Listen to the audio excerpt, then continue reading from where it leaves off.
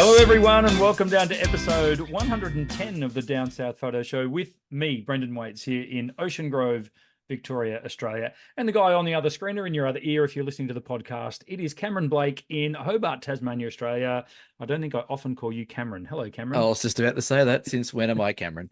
Hello, Brendan. I call you Brens, but Mm. uh, yeah, you don't get Cameron very often.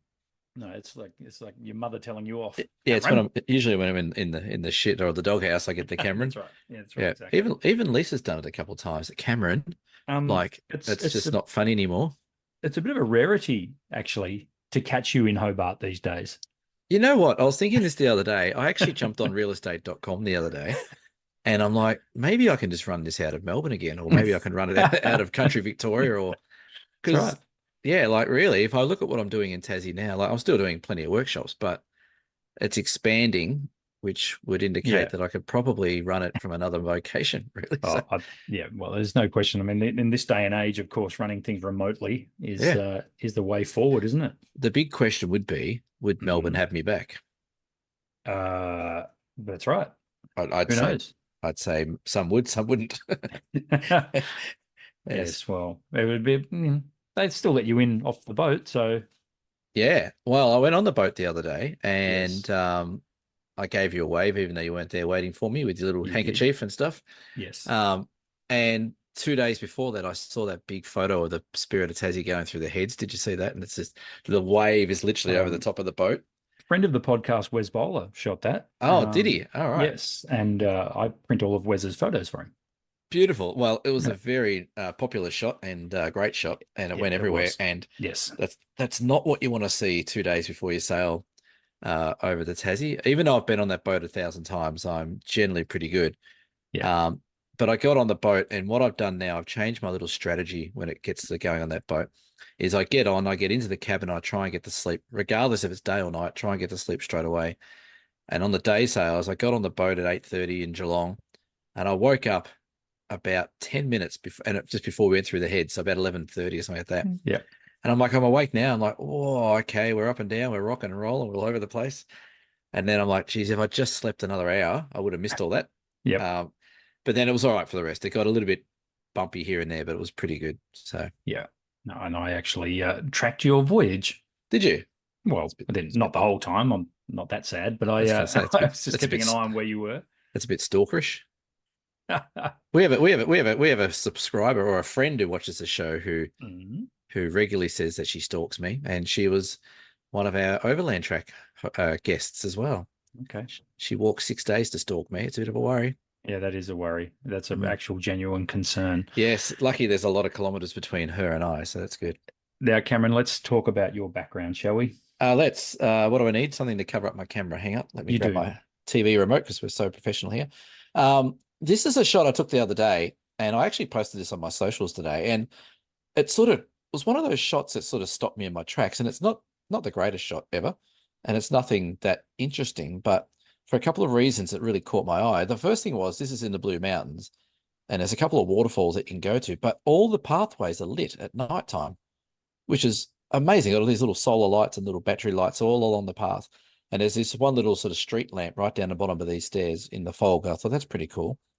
But then I had this sort of funny, almost like I was in like a story or like a movie when I was walking down. Like I feel like I'm in a movie scene or a movie set that's set up for someone to jump out and kill me, or I'm going down to meet someone and they don't arrive, like some sort of sad love story or something like that. It just had this really weird vibe about it. So I went back up to the stairs and thought I'll take a shot straight down the handrail and get that sort of street lamp there. But it was just a really, really weird sort of moment. I don't know. I don't usually get that weird with my photos. I think what it might be is how evenly lit the image is, which Yeah, doesn't appear natural.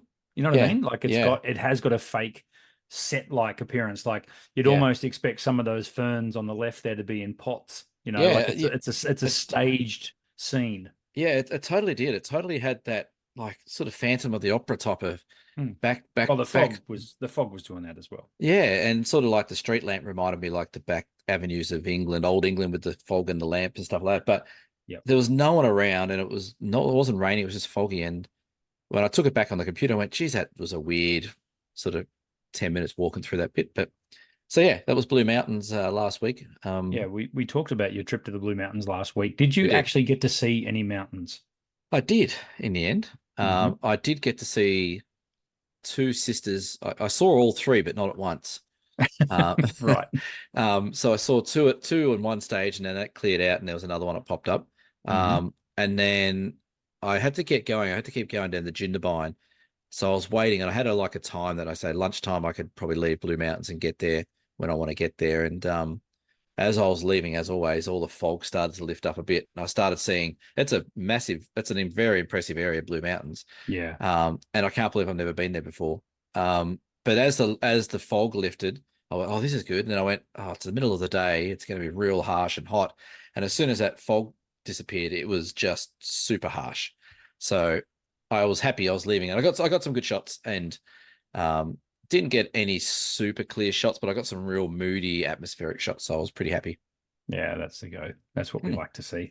yeah. My background is covered up there so everyone can see. This is the Great Ocean Road.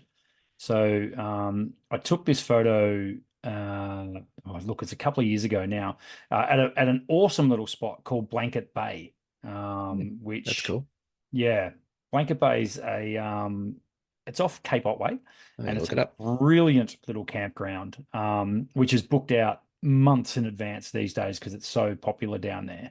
Right. But we used to take the kids there quite regularly camping, and we had a lot of good times at Blanket Bay, camping with friends and stuff as well. Anywho, this was one of those sunsets where you kind of give up on it. And I did because, I was like, well, bit of low cloud, it's not Mm, really. And so I actually picked up my gear and started walking back towards camp, and then yes. got that. So and I was That's with a good. mate of mine at the time, Dino, and he actually said, you know what? I wouldn't believe that those colors were real if I wasn't stood here next to you. Yeah. So, Yeah. and it was just one of those mint sunsets that just all of a sudden out of nowhere went off. And I really didn't have much of a chance to put any kind of compositions together, just saved to get that shot of the sky. Yeah. So It's funny how it happens. It's like you turn away and Mother Nature goes, "Oh, he's not looking now. Go." yeah, it It kind of is happens. like that. It Yeah. happens all the time. But yeah, you can tell how intense it is with that. There's like the reflection off the water. Yeah. You know Yeah. it's Yeah. a good reflection. You know it's a good sunset or sunrise when you get that color on the water. Yeah, yeah. And It's from full memory, on. it was a stinking hot day too. All And right. it was sort of like it was weird because you're looking sort of southeast there, and the Yeah. weather doesn't come from the east It down looks here. like It's there's like a front rolling in. that's right, but Yeah. it's sort of the backside of a front, if that makes any sense. It's actually going Yeah. away from us. But Yeah. yeah, Right. no, it was one of those awesome places. So yeah, Kate, Yeah. Blanket Bay, if you ever get a chance. Yeah. It's I can Beautiful see little that. It's beach. just back up from Cape Otway. That's correct. So It's yeah. a little bit of a road in there, like a little bit of a sort of Mhm. dirt road or something to get in there. And for those of you that are coming on our Great Ocean Road workshop, you may very well be seeing that very beach. Ah, I've just had a look. It's got some tessellated pavementy kind of stuff Oh there. yeah, it's got a lot going on at Blanky Bay. So Blanky hopefully, Bay. and there is a day visitors area there too for people who are playing Right. along at home. Yeah. It's and a magic sunrise location and sunset clearly, but We sunrise. are we camping there that night? Sure, why not? We'll Why not? stay in the bus. Yeah. Yeah. Now, speaking of traveling about, Cameron, Yes, this week's episode is all about our preparation for another hike that we're it doing is. in your beautiful neck of the woods. We are. Do we thank our subs first? Thank you for subscribing, all 755 of you, for 55. liking, subscribing, following the channel. I put a post out during the week to thank everyone on Facebook. So because we hit the 750, which feels like some kind of milestone, so we thought we should mention it. Mm, Channel is just growing beautifully, organically, just the way we like it. excellent. We Well don't need to done. we don't need to buy subscribers. No, we don't. Actually, they pay us True. in beers, Yeah, but if we'll do you that would like later. to buy us a beer, that's right. We'll do that later. Yeah, Yeah. sweet. So, Yeah. what's the walk we're doing, Cameron? Seems it's your neck of the woods. Oh, well, I've never done it before, so don't Oh, ask me. yeah. We are going to attempt the Three Capes walk in Tasmania here, Yes. which is down. It's an absolute. To be honest, it's a crock of shit. To be honest, because it's not Three Capes. No. So they advertise that you do the Three Capes walk, but you only see two of them. Right. So I don't know. I think we should maybe put in a bit of a complaint to Parks and Wildlife while everyone else is at it.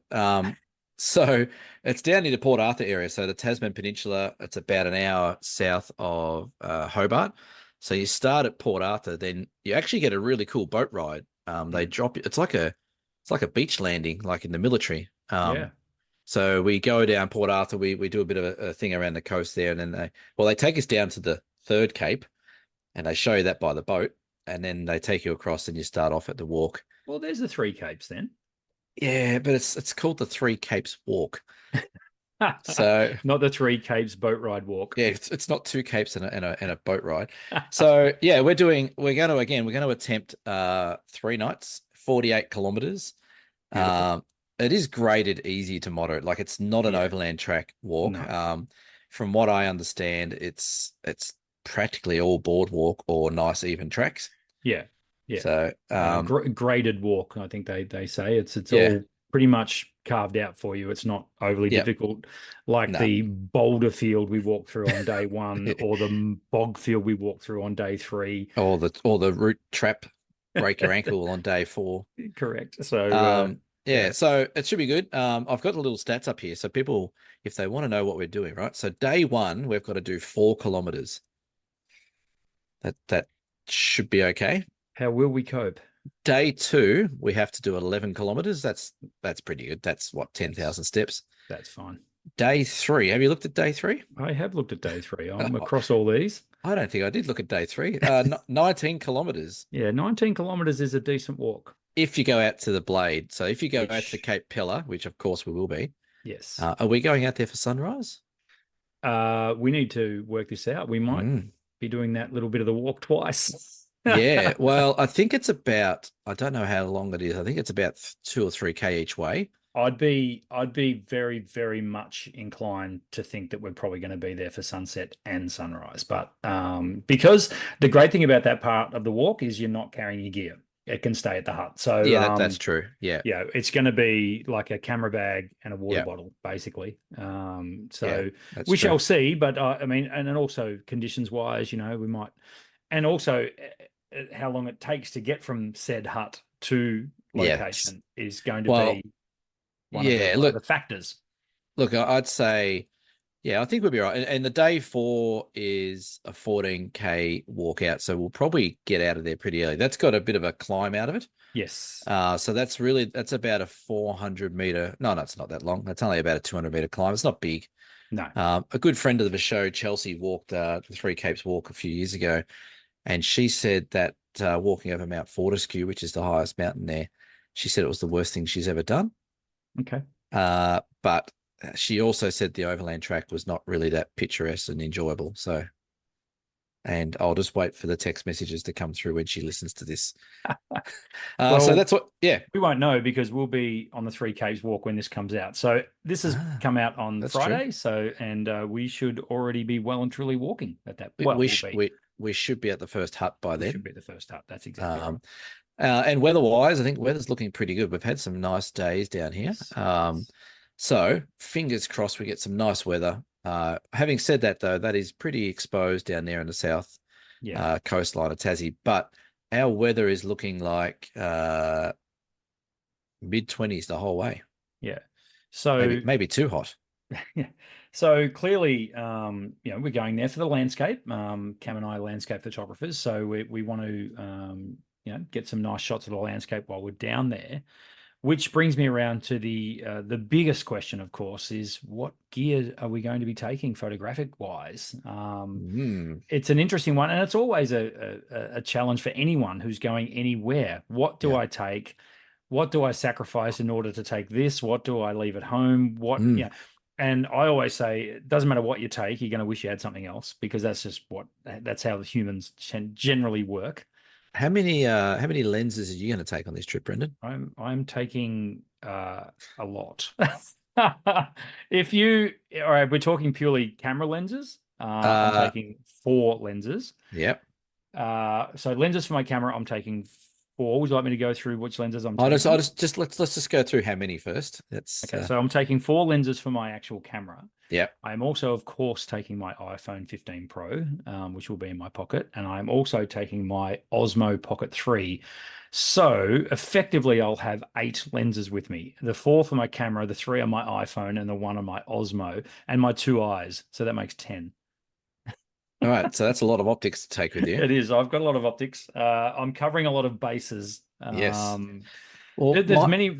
In fact, there is even a chance I may have 5 lenses for my camera, but that's another story. right.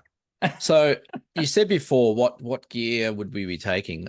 Yeah. My question would be when most people do hikes and overnight hikes or day hikes, we tend to take the same equipment we need for that. So backpack, maybe a sleeping bag, water bottle, food, stove, whatever it is, if you're doing multi-day hiking. But I've noticed that when I go hiking, my camera kit changes almost every single trip I go. Yeah. I don't just go to the shelf and go, right, there's my hiking camera setup, and away I go. I do the same as you. I sit there and go, well, I could take that lens, but what about if there's whales off the coast? I need a big zoom lens. Oh, what about if there's stars? Well, I need that lens. Or what about if there's some little fungi on it?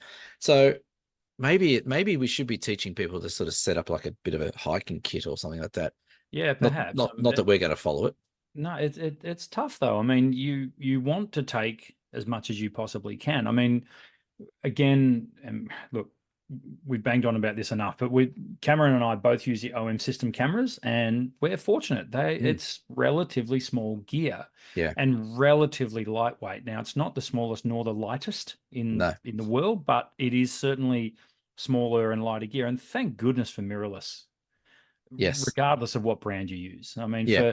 for hiking, mirrorless cameras have just made, they're so much smaller, so much lighter. They just make such a difference.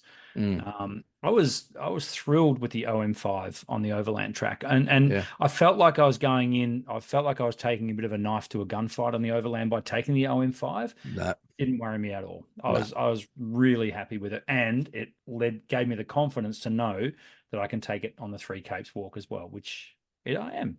Yeah, I think the mirrorless is great. And I think it certainly helps with the weight, but I think that's one of the traps people fall into as well, especially if you're coming from Nikon, Canon, or Sony, that you might go get the latest mirrorless Canon or mirrorless Nikon or Sony, but then if you want to get the real high quality lenses, they're very heavy still, which I think that's why the Panasonic, the Fujis, and the OM system, they got the smaller lenses to go with the smaller sensor.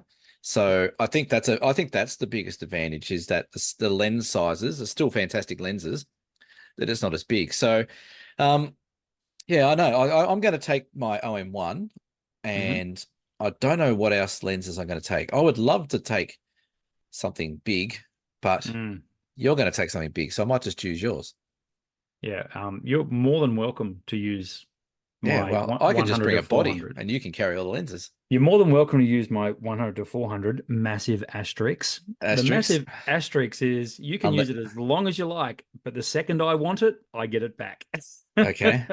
Them's the rules. Well, I'll just bring my 140 to 150 to 400 then. And Sure. No, I reckon I'll take. Probably weighs as much as the 100 to 400 anyway. It probably does. I reckon I'll take a wide angle. Like I like my little Panasonic Leica 8 to 18. That's a gorgeous little lens. Yeah, so I'll take that. That'll be good for those sort of big foreground landscapey shots or shooting off the coastline. And then I reckon I'll take maybe the 75 1.8. So that's a 150 mil equivalent for those playing at home. Very good choice. And I reckon that's maybe it. Like those two lenses give you plenty of reach either end of the scale. Yeah. I don't think I need to take anything else. But what I am going to do, I'm going to wear trail runners. I'm not going to wear hiking boots. I've tried to determine that.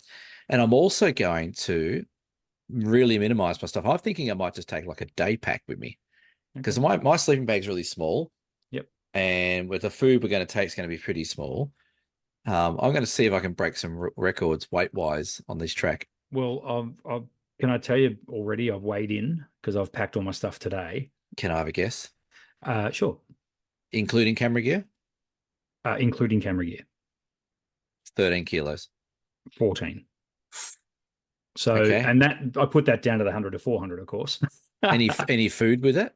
That's food as well. Well, that's all food bar lunch. which I've got to get when I'm over there. So Yeah, I'm probably right. going to come in around 15 kilos, which I'm more than happy with. That's totally Right. fine. Okay. Um, Okay, cool. so lens choice for me. Yep. So I've got the OM5 body. Yep. I am taking the 100 to 400. It is finding its way into my bag. But you said you were going to bring on the overland and you didn't. Yeah. I'm So glad I now didn't. I'm glad I didn't because I carried 22 kilos down the overland. So you I'm need glad I didn't you take need to that. redeem yourself on this trip. You need to, step up and actually take Take what it you to the bank. The 100 to 400 is coming. So right. Yeah. that's that. I've also got the 7 to 14, which Yeah. which is I'm really really glad I've got that in my kit for those, as you mentioned, big sweeping landscapes and that Yeah. sort of stuff. So Yeah. I'm really really happy I've got that. Now the reason I'm taking 4 lenses is because the other 2 lenses I'm taking weigh next to nothing. They That do. is the Yeah. 60 mil macro, which I don't know the weight on it, but it can't be what 300 Oh, grams, if that's that. like 230 grams or Yeah, something yeah, like it's that. It's nothing. not So much at all. that's Yeah. fine. That can literally just sit at the bottom of a camera bag. That's fine. Right. So you're happy with that? Very. And the other one I'm taking is the Panasonic Yes. 20 millimeter f1.7. See, I wouldn't mind Um, having a play with that. I've never played with that I will, before. mate. You more than welcome to it. Asterix. Asterisk, unless I want it and you need it. That lens Yeah. I've owned. It was the first micro four thirds lens I bought that wasn't an Olympus lens. Right. And for the longest time, I had it on the front of an old Pen EPL1 Ah, uh, yes. with a just with the 20 mil f1.7, which is a 40 mil f1.7 lens. Yeah. My goodness, it's sharp and Yeah. great. Like it's just the fall off is just you'll love it. It's actually Yeah. quite an addictive little lens, Okay. and it's pancake. It's this thick, Yeah. and Right. I think it probably weighs less than the macro. So when I say I'm carrying 4 lenses, 2 of them like Yeah. combined don't weigh as much as one of the other ones. So And that's the real benefit. Like when I used to do the overland track with groups, I was the same. I'd take the macro or wide angle, something longer, something wider, and I'd have 4 or 5 lenses for the same weight as one or two of the full frame cameras and that's stuff like right. that. Yep. So it's a massive advantage if you're doing like a lot of long day hiking or big day trips and stuff like that with your camera gear. And Yeah. it's better on your body as well. Like if you're lifting your camera up every day and taking shots with 3 or 4 kilos in front of you, that's going to take its toll as opposed to 1 or 2 kilos. So Yeah, that's yeah. right. Exactly. Yeah. Um, Other gear that I'm taking is literally 3 memory cards, a spare battery. Can you bring me a memory Um, card down? sure. I still haven't got a spare one yet. I'm Sure, I'll useless. chuck one in for you. Yeah, chuck that in. Right.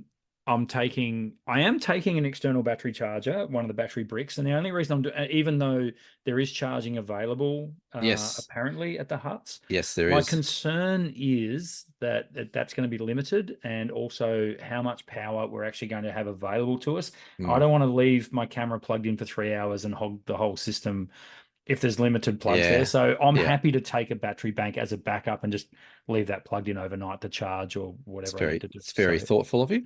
oh, and well, it's a little bit selfish because I don't want to Mm. miss out. Yeah, yeah, well, that's true. Yeah, but and again, it's because as Cam mentioned, this walk is a lot less gear you have to take. So we don't have to Yeah, take a sleeping mat. We don't have to no, take a tent. We don't no, have to take a cooker. no. That's all supplied for us. So, there, my tent, mat, and cooker, there's 4 kilos there. So, Mm. so straight away, I'm like, okay, well, I can Well, load you, up you the do other. you get a bit excited, and you're like, well, I don't have to take 5 kilos of other stuff. Maybe I can take a big 100 to 400. Are you taking a tripod? No. Right. Which I may regret because while I've been fluffing around, people must think I just don't pay any attention to you. But down the bottom here, I've been looking on my little phone at the Aurora forecast. Okay. And Possibility? Friday night into Right. Saturday is looking quite promising. Okay. So Interesting. that is interesting. So that may change my thoughts on a tripod because, of Quick, can I ask a question without notice? course, You may not know the answer. On very the, rarely. this is just like Cam and I talking to each other here. Yeah, yeah. But is the first night near a lookout or the beach? Or I Uh, don't think it is. I think it's sort of inland, isn't it? well, the first night is a bit inland, but I reckon you'd still have some Oh, views if that you there's can Aurora, find. you're gonna, yeah, that's right. But Even, anyway, even if we were to walk a kilometre up the track, we'll almost be on the coast. Right. Note to self: pack a headlamp. Pack a head torch. So one app was saying there's a possibility, the other app saying, but I reckon, it's worth, anything can happen. We can have a look. So for the listeners of the show, they will remember when we did the Overland, we recorded live from the Overland track. We're going to do that Cameron, again? will we be doing that again? I believe we will. I reckon we'd have to. Yeah, I think it's going to be awesome. So I think we'd be crazy bringing not to. the Three Capes walk to you in the next week or so. With your new Osmo, I might bring my little Osmo, and I can do some C-roll and you can do B-roll. There we go. Yeah, Brendan roll and Cam roll. Hey. So we got could 4 days of that to look forward to. Great. Well, you know what you got to really look forward to? 5-star Dan. Yes. He is chomping at the bit to get on this track. So we've got there's 4 of us going in the group. We have 5-star Dan. The listeners to the show will know who we're talking about, and we have a very, very dear friend of mine, Jack, who's coming along as well, who came with us on the Overland. Another Ocean Grove person. So there'll be 2 of us from OG coming down. So looking forward to it. It's going to be awesome. It's going to be good because Cameron hasn't been there. I haven't been there. It'll be really cool to see.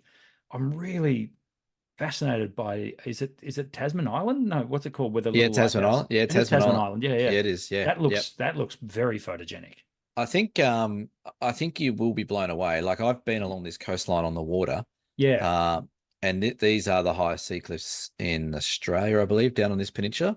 So we're talking dramatic drops into the ocean, wild seas, and then you've got Tasman Island out with a little lighthouse on it off the edge of the blade there. So it's going to be good. There's going to be shots galore. Now it's going to be a bit sunny and hot along the way. So I don't know how much I'll be shooting during the day. I don't generally like to shoot during the day when it's really hot and shiny, but that's where I might switch into black and white mode and try and create some interesting shots with black and white. But be good to get some cloud cover during the day as well, so we can shoot. There should be some animals out. There should be probably some wildflowers out. It should be a lot of fun. Yep. Cool. Looking forward to it. Let's not jinx it. Well, let's not jinx it. I'm just looking on their website now, all the photos that people have taken, and the huts look pretty fancy. Yeah, I've kind of on purpose not looked. I kind of want to keep it a bit of a surprise. But I mean, I've had a look at the terrain, obviously, so I can know where we're walking and things like that. But no, it's going to be really cool. And you might want to take some sleeping pills with you so you can knock me out and steal my tripod. Oh, I thought you said the Aurora kicks off. Life of the snoring and stuff. Well, there's that too. Have you got earplugs? No, I'll be taking these little headphones. Hey, according to the Tas Parks and Wildlife site of the Three Capes track, it looks like you can take a drone. There's drone shots on the gallery. Come on, guys. Don't get me started. If you don't want people taking drones down there, don't put drone shots on there. Correct. And there is someone doing yoga on one of the front porches of the cabin. I don't think that's going to be us. No, probably not. I can take a yoga class with you. I've got no idea what I'm doing, but surely we could come up with something. Just make it up as you go class. Before we move on, if you haven't yet, go ahead and visit dsps.com.au. Check out our website. We put up all the links to all the old episodes are there. You can see lots of photos there. You can see the link to where you can buy us a beer there. Yes. Mate on the other screen here does a good job of maintaining that website. So please, dsps.com.au. You say that with a bit of cheek, don't you? I have not touched that website. No, that wasn't sarcastic at all. No, bullshit. I haven't touched that bloody website for a few weeks. You know what they should do? They should go and find the episode where we did the Overland track. Do you remember what episode that was? 77. Really? How do you know that? I don't know. It's episode 77 and 78. Yes. The Overland track. That's one of our most popular episodes, the 77 one. Yep. 620 views, which is pretty good for us. Yes. So go and check that out if you haven't. It's a lot of fun. Well, clearly at least 100 subscribers haven't seen it. So if there's only... bloody subscribers. What good are they? Love them. Hey, do you reckon we still did this show if there was no subscribers? No. What would be the point? Thank you, everyone, for subscribing. Genuinely, thank you. It encourages us to keep getting on here and talking about the stuff we talk about. I got to get my big book out, don't I? Let's talk about photography word of the week, Cameron.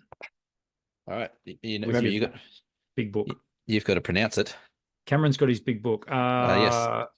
For those who don't know, playing at home, this is the oh god, the Focal Encyclopedia of Photography. It's a big book, and every week I try and Today's pull. word of the week Oh, I was just is. I was going to explain what it was. Sorry. Cameron puts up a word of the week. Yeah. I have no idea. I have to guess what it means. It is a Yes. photographic. Yeah. Pseudo isochromatic. Oh, look at you. That's why you wanted to butt in, because you knew how to pronounce it. Well, I You're practiced in my so full mind. of shit. You are. Pseudo isochromatic. Yeah. So, Okay. What is it? well, pseudo is like fake or pretending to be something else. Yes. So, like, pseudoephedrine. Pseudo isochromatic, well, chromatic color. Pseudo iso. So is it isolation of color in a fake way? I don't know. You know what? You're not doing too bad. I'm in the ballpark. You're if it was the MCG, you'd have a seat, I reckon. Okay, all right. Bay Yeah. 13. I like it. Bay Pseudo 13. isochromatic. Yeah. Cameron, what the hell does Okay. that mean? So a test for defective color vision in which a display of color dots to be seen as figure are placed against a similar background of gray dots. Some of the figures cannot be seen by persons with defective color vision. Oh, wow. So it's about, I guess, determining defective color and vision. So if you're colorblind, Colorblind. to a certain part of the spectrum, that's how you find out. That's how you find out which part of the spectrum. Yeah, it says also see defective color vision. So yes, there you go. What is it? Pseudo chromatic. No, not Studio. That was a hit by Phil Collins in the 80s. Was it Phil Collins or? It's definitely Phil Collins. Was it his band or? Please, it was Phil Collins. It wasn't Genesis. Cameron, stop talking. Pseudo isochromatic. Now, Dear Cam has been really kicking along lately. So thank you for people who are sending in Dear Cam questions. We have a Dear Cam this week from our number one ticket holder, Mel. Hello, Mel. Hi, gent. So are you ready for Dear Cam? Yeah, I'm ready for Dear Cam. Are you researching the Three Capes walk still? No, I was just trying to prove you're right, but you're wrong. You're right about Genesis not being the one that's done that. Sorry. Just give me a hard one next time. All right. Who's this from? Mel. This is from Mel. Episode 110, Dear Cam. Hi, gents. Hi, Mel. Something I see quite regularly while scrolling through Bookface, nice, is behind the scenes, in inverted commas, photos of professional/semi-professional photographers holding the camera out in front of them and framing their image by using the screen on the back of the camera. Not something I teach. My aging eyes would never allow me to work this way, but more importantly, I believe that in working this way, you are losing most of your ability to hold the camera still. When framing your image through the viewfinder, the camera is steadied against your nose, eye, forehead, plus you get a more detailed view.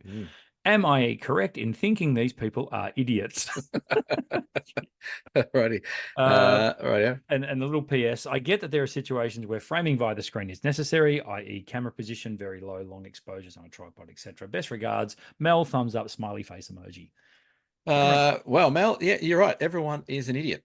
There is a hell of a lot of idiots that are taking photos these days. I would say more idiots than not, based on what you see out in the park, people doing. We have a good friend of the show, Jamie, who did the Oval. I'm going to name and shame Jamie because he deserves it. He's one of these idiots who puts his screen out in front of him and uses the screen. He's got a perfectly good functioning eye and he's got a viewfinder that he can look through, but he always sticks his big Canon 6D out in front of me with a long, heavy weighted lens on the front. And I always say to him, put your camera to your head, dickhead, because that's where it's meant to be. And the reason I say that is exactly right. Mel is 100% right, is because if you have your arms extended with weight, it's never going to be as steady as if it's tucked in and set up to your eyes. So I don't know why people do it. I sometimes do it if I'm sort of doing just a quick snap of a group or something like that, or a quick happy snap or something like that, where I'll just stick it out and do it, or get down low and do that if you can't get the viewfinder to your eye. But so many people now seem to be, that's the default, is they put their camera out and front with the screen and then do that. And the few things that causes there is, again, it's unbalanced. But I also think it can stuff your composition up because you have a bit of glare. There's always glare on the back of the screens, and things like that. So you hold the camera out with the screen. You can't always exactly see everything around the frame or in the frame. And it also, something else it does, it chews the hell out of your batteries. If you're using your screen constantly to take photos, that's going to drain your battery probably 25, 30% faster. So I think it's a very good point. I think it's a trend that people do, and I think they see people online doing it, and they think, well, it must be easy enough to do. I'll just hold the camera out and take a photo. But I think the way the camera is designed, the viewfinder is exactly as the screen if you're using mirrorless. So why not just put it up to your eye and concentrate 100% with no glare? Very good. So yeah, I don't have a problem with it. If you want to hold your camera out in front, hold your camera out in front. Your photos won't be as good, but that's your choice. But they're idiots, right? They're not idiots. They just don't want to. They just want to hold their camera out in front of them. And it's, look, I don't harp on people. I don't hate on people that do it. Whatever, that's fine. That's your choice. But like Cameron just said, you are doing yourself a disservice by using your camera that way. The big one for me is what you touched on there, is composition, because when you put your camera, your viewfinder up to your eye, you instantly make a beautiful black frame around, and you block out your peripheral, and you are literally and figuratively focusing on what you're trying to take the photo of. That's right. What you're trying to make in your screen. So no one can tell me that using a screen, holding it out, helps with your composition. It just does not. You need to look through the viewfinder, people. So if you've got a viewfinder, use it. Not all cameras have them these days, Cameron. No. One exception to the rule, or two exceptions to the rule. And there's more than two, but there's more than two. Yes. For example, if you're at a concert and you're in a mosh pit and you want to take a photo of the band, you can flap the screen down and shoot above the crowd and look through the screen. Perfectly fine. If you're lying on the ground doing shots of someone running through puddles on a Murray Mallee workshop, then you might have the screen open so you can hold it down low and do it that way. So there's exceptions to the rule where you can do it. There is one class of people that are bigger idiots than the ones that hold the screen out in front of them. And these are mega idiots, we'll call them. And they are the people who take their full-size iPads and use them as cameras and hold them out in front of them at the 12 Apostles or Cradle Mountain. It's just like, for Christ's sake, people. Look, I was going to say, please don't say something, a big group, then we're going to lose all our subscribers. But no, these people don't listen to our show. Well, if they do, feel free. The door's over there at your get. Because there's nothing worse. And there is a bit of a stereotype who use the iPads in that way. And good on them. They're still taking a memory of where they are. That's it. They're still making photos. But it's when they get in front of everyone, they're like you're trying it's like a big bloody chalkboard right in front of you. So yeah, it is a laugh, isn't it? You can't help but chuckle when you see it happening, and you just hope and pray that they're not going to get in the way of your shot. That's all. The best one is when they get the iPad and they go to take a photo, and instead of pressing the button, they press the reverse camera. So they're taking photos of their face. Yeah, it's great. I love that. Yeah. Perfect. The other exception to the rule, and look, it's probably not a great one because I'm going to contradict what I just said, but if it's broad daylight, like you're shooting in really, really bright sunny conditions, chances are your shutter speed's up around 500 to 1/1000th of a second anyway. So, I guess in terms of stability, that doesn't really come into it, but the other point of composition certainly does. So, look, as I say, do what you want. Hold your camera wherever you want to hold it, but if you hold it out like that, you're doing it wrong. You may as well hold up to your butthole. It's the same sort of thing. Christ, because it just looks off the rails. It's just stupid. Like I'll reference back to Jamie. Hi Jamie, thanks for tuning in. But he has his big heavy camera and he holds it out. I see him all the time. We'll be down like a shop behind us or the coast behind you, and we'll have everything set up and I'll be doing stuff. And he's out the back, like, taking shots like that. I'm like, just put it up to your face, mate. That's what it's for. So I think it's a really good topic that Mel raised, but I think you're doing yourself a really big disservice if you're holding it out all the time and trying to create shots like that. It doesn't work that way. And when you put the camera up to your eye and you're lucky enough to have a flip screen, please close the screen. Yes, otherwise you touch screen with your nose and things go. You'll put a beautiful big smudge mark right across your screen as well. Well, it's funny you say that because remember Fuji brought out the X Pro 3. Yes. And they had this flippy screen down. Yes. But it wasn't defaulted to be a screen. It was defaulted just to be nothing. So you had to use the rangefinder equivalent or the electronic rangefinder viewfinder. I thought that was great. like that was really cool because again, it took photography back into its natural state where you use your eye up to a viewfinder. There's a reason why the viewfinder's there, and it's a reason why the viewfinders are created the way they are. There's a reason why we close our other eye or leave it open, so you can get that perspective right. So yeah, the screen really should be used just to review your photo. Yep, I've got everything right. Have a bit of a look at sharpness maybe and exposure detail, and then move on. But put it up to your head. That's all I'm Yes. saying. Yeah. When I take my entry level photography workshop, which I've got one coming up in a couple of weeks, and it's sold out. So sorry.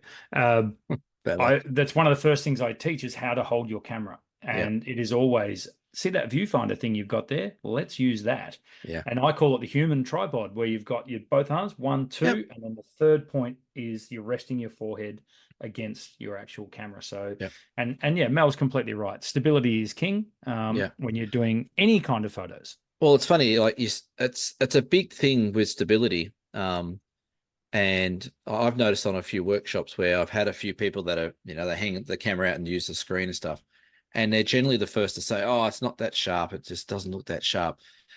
And I teach them, tuck those elbows in, put up to your eye, take a breath in, take the shot.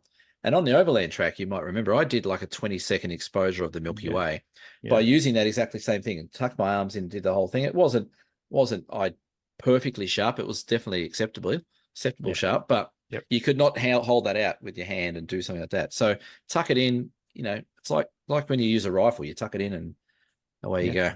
So Absolutely. good. That's a good question, Mel. If Mel, you have a deer cam question for us, by all means, send it on in like Mel did. yeah.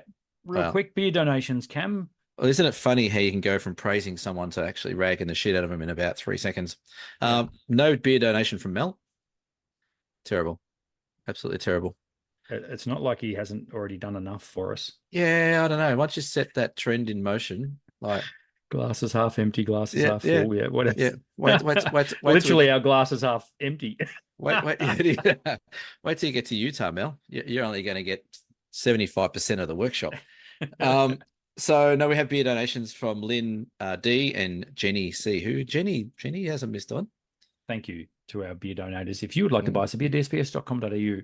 A little bit of housekeeping. We are down to one single solitary place left for the Great Ocean Road workshop, which is happening towards the back end of May 2024. So time to jump on and snap that place up, folks, because once it's gone, it is full. So It is full. by all Looking means, forward jump to on. that. I'm greatly looking forward to that. I'm looking forward to this Three Capes walk. I'm looking Yes. forward to our workshop in Tassie. I'm looking Yeah. forward to it's a big year ahead, and it's going to be all capped off in November or late Yes. October in the US of A. So it is Yeah. a big year ahead. I had a couple of weeks off, as you know, in Melbourne and went around doing stuff. And Yeah. I got back here the other day on the boat, and I had a day to myself in the house before Lisa and the kids flew back. I'm like, right, okay, we're in business mode now. Time to get our stuff sorted out for the year. And I opened up my laptop and started looking through the calendar. I went, oh, I don't even want to deal with that today. And almost like the universe was listening, I started having all these people started sending me emails like, just following up, when are we going to get all the details of this? And I'm booked in for your workshop in, late this year. When do we get all the details? And so I'm in work mode now. The See, holiday it's is February. This is what happens February. Everyone gets over the festive season. They get their they January, do. and Yeah. normally it's the back to school. So it's back to Yep. school, back to Yeah. work. Everyone Yeah. refocuses. I'm exactly the same at Camera and Photo. We see it every year that Yeah. things really, like, it actually used to be it'd fall away in Feb, but now it's just crazy. It just keeps Yeah. on trucking. So it's very, Yeah. very good. While So while we're plugging workshops, yes, sir. I'm going to do a cheeky plug for Go for it. my bright autumn workshop. Awesome. We still need a few more people for that. We've probably got about 4 spaces left. Cool. April 26th to 30th, we're going to go spend 4 or 5 days in beautiful bright, get all the colors of autumn. We'll go up Mount Buffalo, we'll go up Dinner Plain and Mount Hotham, and we'll shoot everything in between. So if you're keen, get on board, tasphoto.com.au, check out the bright autumn workshop in April. This is my 7th or 8th year of going up there in a row. And it's one of those, I love bright, but it's one of those ones where I drive into town. I'm like, yeah, I'm fired up for this one. This is going to be a good one. The colors out. Yep. There's heaps of stuff to see. So Yep. get on it, folks. And that is generally the best week for color in bright. You Yep. you know this because that's when you're on the workshop. That's it. Anzac Day is always the key to colour, I think, anywhere in Southern Australia. So, Yep, completely concur. Hmm. All right, so we know what we've got coming up. We're going to head off on the Three Capes walk. Well, today, as you're listening to this, but in 2 days for us when we get there. Yeah, So, yeah. Really looking forward to that, mate. I will see you in person tomorrow. Do I need to update the Westpac helicopter details For at you, all? yes. Well, we know this. We're For a going to see friend. it. You know that. I saw it today in Glenorchy. It landed somewhere. I'm Of like, course you come on, will. I'm not even on the Follows you track yet. around. Yeah, I don't. Well, I don't think we need to get risky. I think it's going to be a good walk. It's going to be a lot of fun, It and will be. like it's nothing beats exploring a place you haven't been before. So No, I agree. It's going to be awesome. So, looking forward to that. I guess that's all we've got for you. I guess we've crapped on long enough. This has been episode 110 of the Down South Photo Show. We will see you for episode 111. 111. Nelson. Next week, I guess. Whenever we figure it out. Yeah. Thanks for listening. Bye, everyone. Ciao.